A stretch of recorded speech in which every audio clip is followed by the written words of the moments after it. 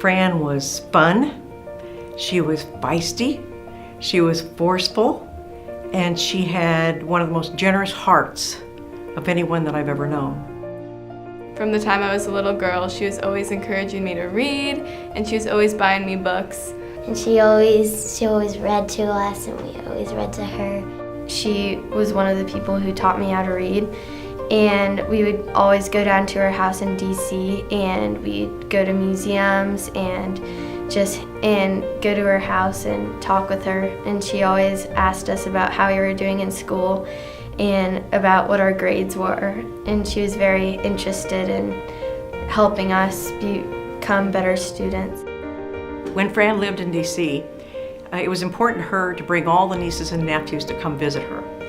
And she made sure that they saw all of the sites, the Air and Space Museum. She took them to Marine band concerts.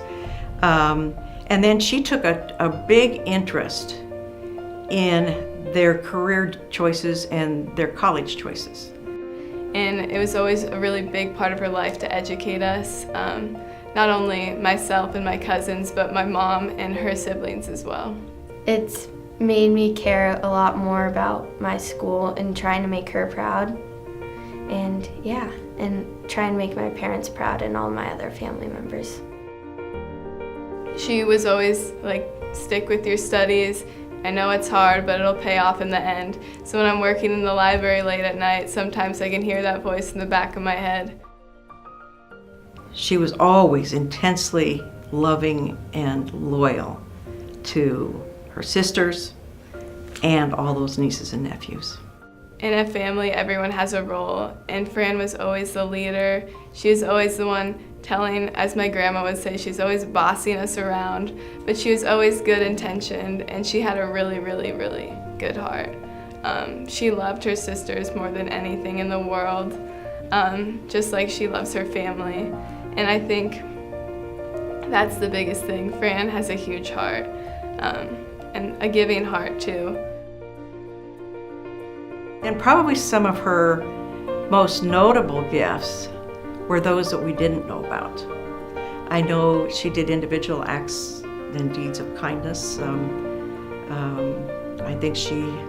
I know that she helped with some high school tuitions for some Central Catholic kids who wanted to go to Central Catholic but couldn't afford to. So I would say that there were probably, I don't know everything she's born, but lots of things. But like I say, there were a lot of things that didn't get reported.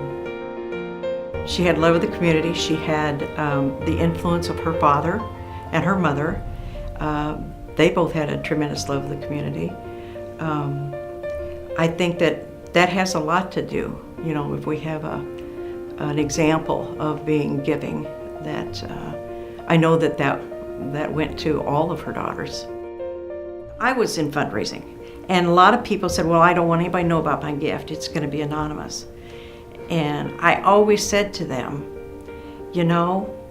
when people hear of somebody giving so generously and making an impact on their communities, then that plants a seed in many, many more people to try and do the same.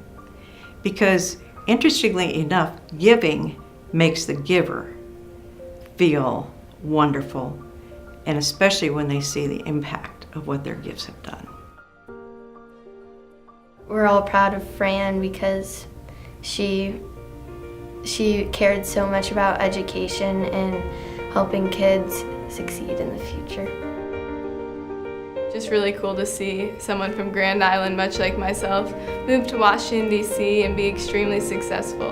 Hopefully, if someday I were to be successful and be able to give back, I feel like I would love to do the same if given the opportunity. And doing something like Fran did, she's leaving a lasting impact that will go beyond her life. And it'll be a legacy, not only for herself, but will transcend time and kind of leave an impact on Grand Island, because at the end of the day, Grand Island was her home and has been her home. The giving and the size of her gifts have tremendous impact for generations to come.